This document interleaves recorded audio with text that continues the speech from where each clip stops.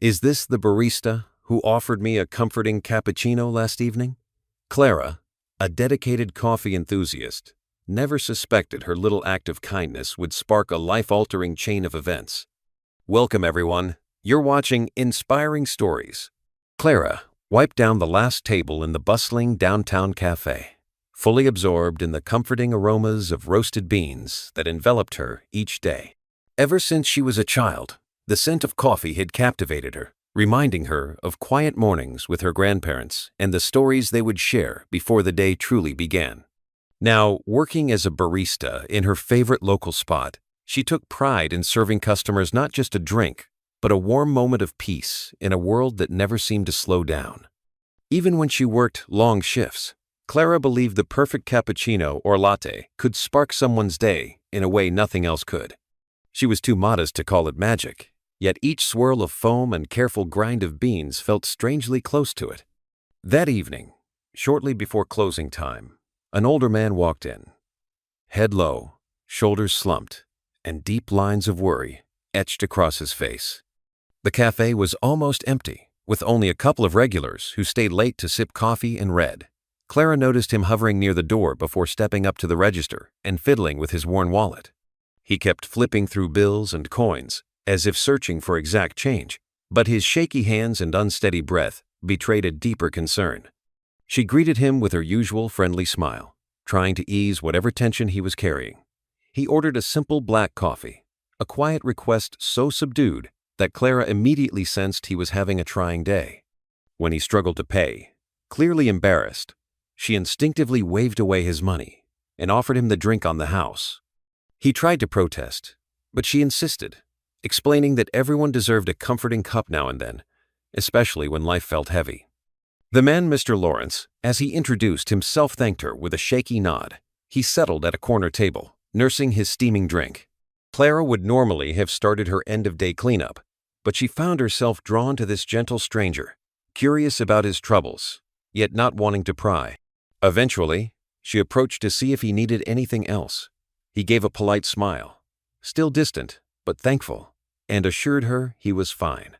The cafe's soft overhead lights caught the silver strands of his hair, and for a moment, she remembered her grandfather, who had passed a few years back. Something about Mr.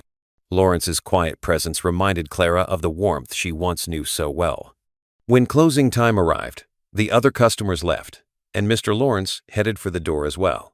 He paused to thank Clara one more time, holding her gaze with misty eyes.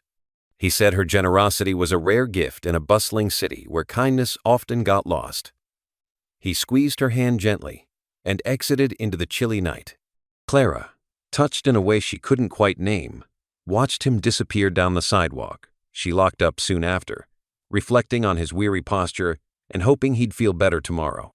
She never imagined how significant that short encounter would become. The next morning, Clara arrived at the cafe bright and early, as she did every day. She flipped on the lights, powered up the espresso machine, and took a moment to breathe in the familiar coffee scent that invigorated her. In the swirl of steam and faint hum of grinders, she found her motivation. After about an hour of serving the early crowd of commuters and students, she was in the middle of preparing a cappuccino when her phone buzzed from the pocket of her apron. She normally didn't answer personal calls during her shift, but something compelled her to check. The caller was an unknown number. Wiping her hands on a towel, she stepped aside to pick up. A calm voice spoke on the other end. "Good morning. May I speak with Clara? This is Mr. Lawrence from last night." Clara's heart fluttered in mild surprise. She moved away from the chatter of the cafe, leaning against the back counter. Mr. Lawrence sounded more confident this morning, though the gentleness was the same. He explained he had called to express his gratitude once more, saying that her kindness in offering him a free coffee was something he would never forget. Clara, slightly puzzled but flattered, thanked him for his kind words, assuring him it had been no trouble at all. Mr. Lawrence then asked if they could speak more in depth later that evening, somewhere quieter. Clara hesitated. Inviting a stranger into her life so quickly was unusual for her, but there was a sincerity in his voice that made it difficult to refuse. With some reluctance, she agreed to meet him after her shift at a small park near the cafe. A public place, she reasoned, would be safe enough, She found herself curious about his reasons. Why did he need to see her? He had claimed the coffee was a bright spot in his day. But there must be more to this request. She hung up feeling a mix of anticipation and mild anxiety. The day flew by, with customers crowding in for midday espressos and pastries. Clara's coworkers, noticing her distracted mood, teased her about daydreaming. She smiled, brushing off their gentle ribbing without revealing too much. Meanwhile, she found herself glancing at the clock more often than usual, counting down the hours until her meeting. In the back of her mind, she reminded herself to remain cautious. It was one thing to be kind, but quite another to dive blindly into a stranger's world.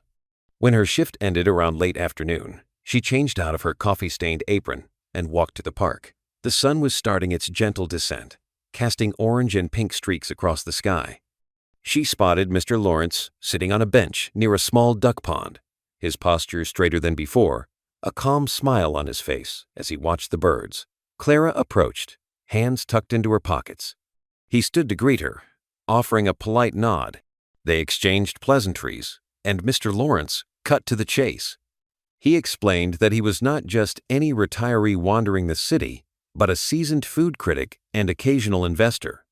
For decades, he had traveled, tasting cuisines, reviewing eateries, and in some cases, providing financial backing to promising chefs or coffee enthusiasts with dreams of starting their own establishments. His face softened as he added that these days, beyond writing reviews, he sought to promote genuine passion wherever he found it. And yesterday, he had witnessed in Clara's actions a sincere love for coffee and people. He'd seen how she treated each customer with a personal touch, how her eyes lit up at the mention of beans or foam art. More than anything, he saw how a single act of warmth from her could change someone's day. Clara listened in stunned silence, feeling her cheeks flush. She had never considered herself particularly special. She was just a barista doing her job. But Mr. Lawrence insisted that her dedication was a rare gem in an industry that sometimes valued fast service over personal connection. Then, to her astonishment, he proposed an offer. He wanted to invest in Clara, to help her open her own coffee shop. That meant providing the capital and guidance necessary to begin something new and uniquely hers. It was a large sum, he said, one that no doubt would change her life. However, he wanted to be clear, it was not charity. It was an investment in her skill, her dedication, and the soul she brought to each cup. Disbelief colored her face. She began to protest, explaining that she wasn't ready or qualified, that she had only ever worked in someone else's cafe. She had savings, but nowhere near what would be needed to secure a space and fill it with professional-grade equipment.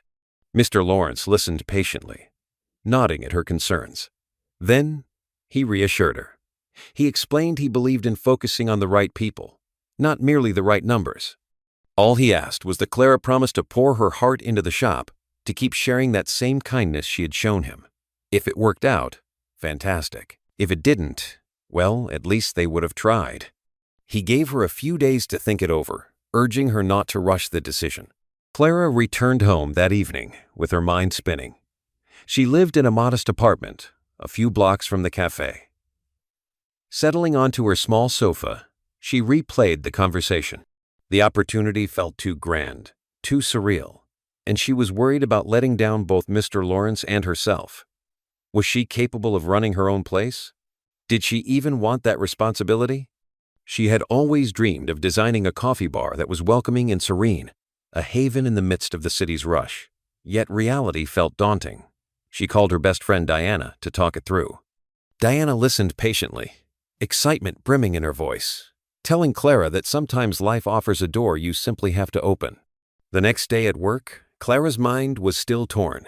She went about her normal routine preparing lattes, adjusting the grinder, chatting with local sand, found a sense of calm in these small rituals. But there was a catch. She also felt a pang of guilt, imagining what her current boss and co-workers would think if she left. The cafe owner was a kind woman who had given Clara an opportunity when no one else would. The thought of stepping away made Clara ache, even if this new path was clearly brimming with possibilities. Over the next week, Clara spent her free time researching the realities of owning a coffee shop, the cost of rent in various neighborhoods, the equipment she'd need, the licensing and permits. She was reminded at every turn how expensive, complicated, and risky this venture could be. And yet, a small part of her was alive with excitement, envisioning what her space might look like: a snug corner with comfy seating, local art on the walls, maybe a reading nook. The place would smell of freshly roasted beans and homemade pastries, with subtle acoustic music playing in the background. She pictured greeting each customer by name, forging that personal connection she treasured so much. One evening, she invited her parents over for dinner. They had always been her moral compass and a source of unwavering support. Carefully, she explained Mr. Lawrence's offer, half expecting them to caution her to be sensible.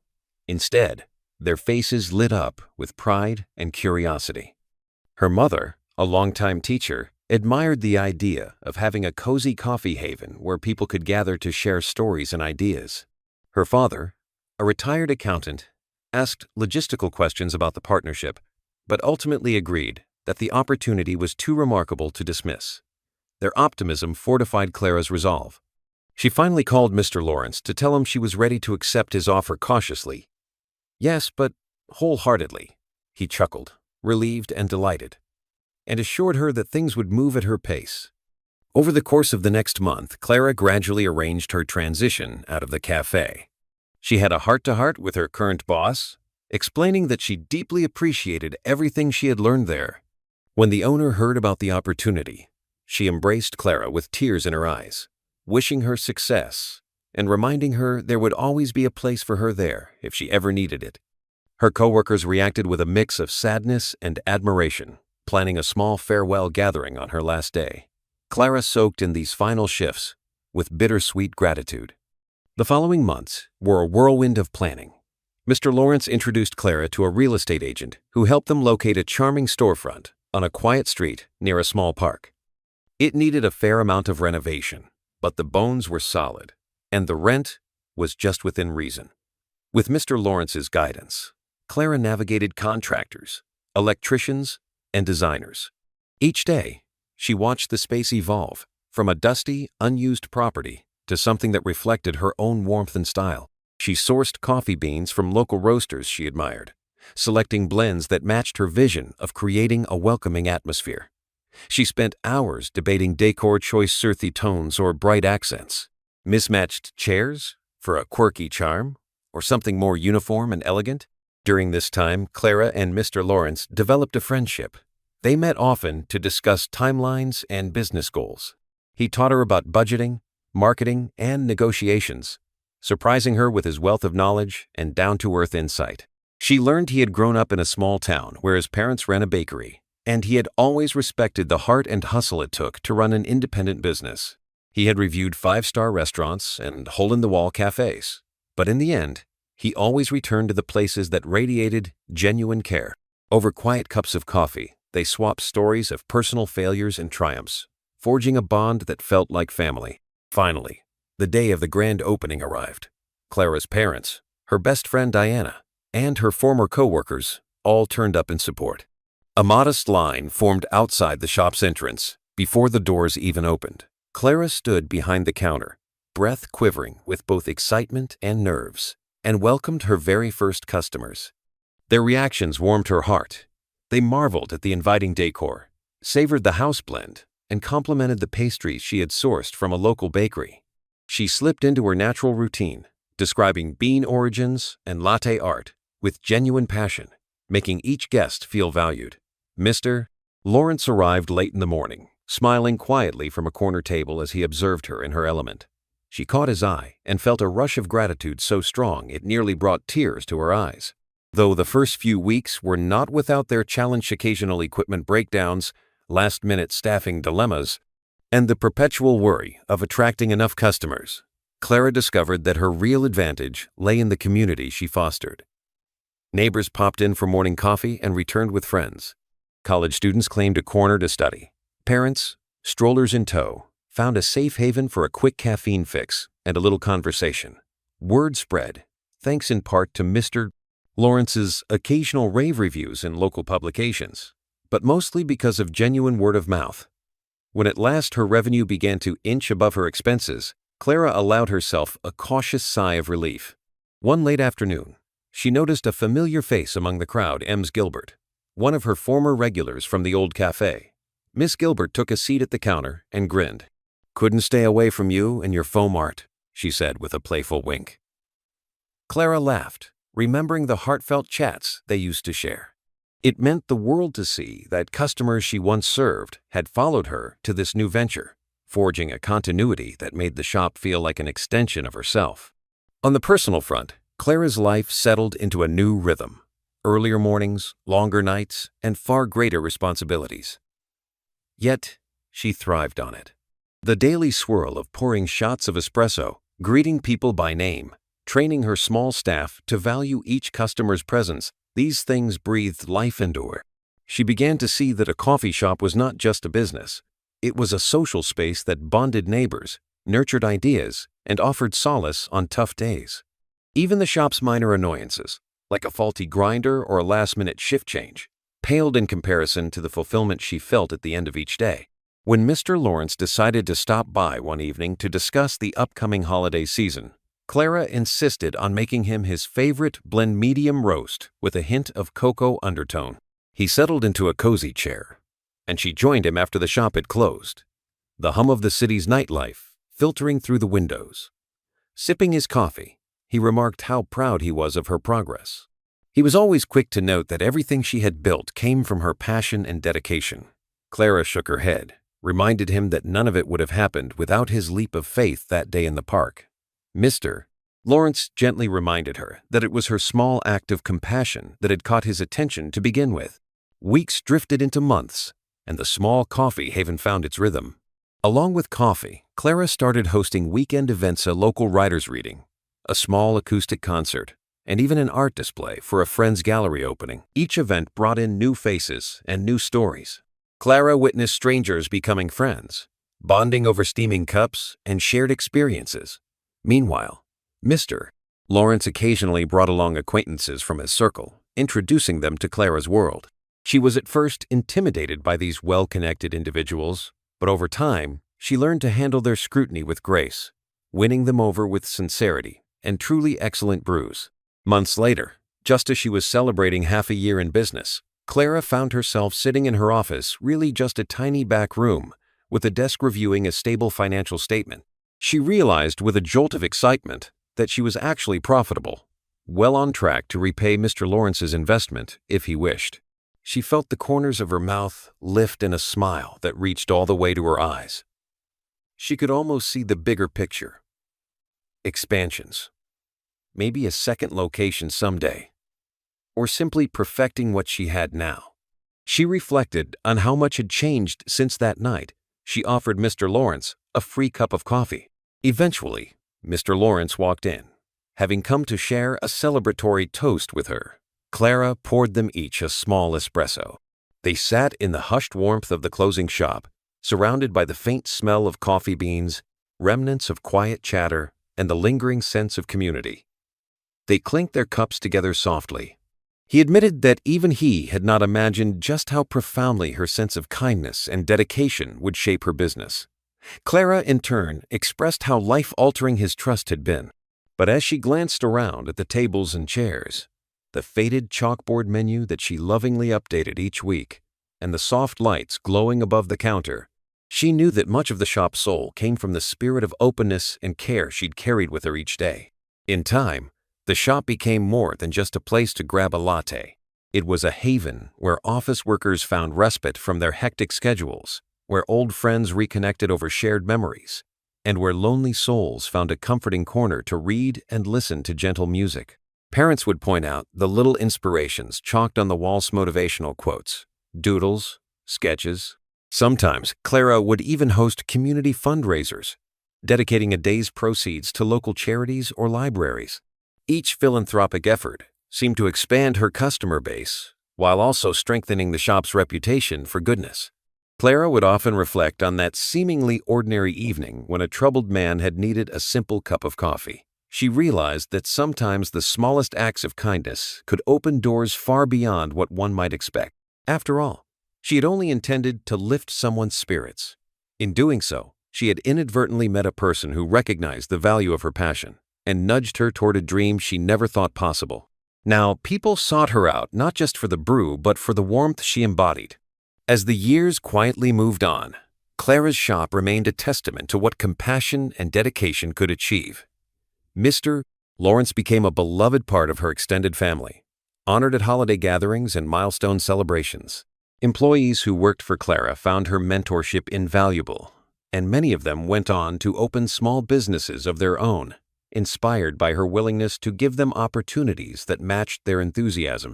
And in every cup of coffee poured, every smile shared, and every word of kindness exchanged, Clara saw a reflection of how one gentle gesture could ripple into something much larger. By the time her first anniversary rolled around, the shop was more vibrant than ever, hosting a small celebration with live music and complimentary pastries. Mr. Lawrence, looking healthier and happier than he had in years, offered a toast to Clara in front of the assembled crowd. He spoke of how good deeds often come back tenfold, reminding everyone that sometimes the richest rewards emerge when you're not looking for them at all. Clara listened, tears pricking the corners of her eyes, overwhelmed by gratitude. In that moment, she understood how powerful a force kindness could be, and how unstoppable one's dreams might become when nurtured by genuine belief and unwavering support. As the night wore on, and the celebration came to an end, Clara found herself standing beside Mr. Lawrence in the now empty shop. Together, they looked around at the well-worn tables and the small stage area where local musicians often performed. The air smelled of coffee and hope. Without a single word, she wrapped him in a grateful hug, mindful that it was because of his faith in her that she had been able to bring this vision to life. He returned the embrace gently, as though bestowing the same kindness she had once shown him, but magnified by time and experience. Stepping back, Clara felt a wave of contentment wash over her, one that she knew had been building from the very first moment she handed him that free cup of coffee. Every day since, she had learned that kindness was a cycle, ever flowing and ever growing, a chain of support that binds people together in the most beautiful way. And so, the shop lights dimmed, leaving Clara and Mr. Lawrence to share a final smile, the promise of tomorrow shining in their eyes, grateful for the simple gesture that had set their intertwined fates in motion.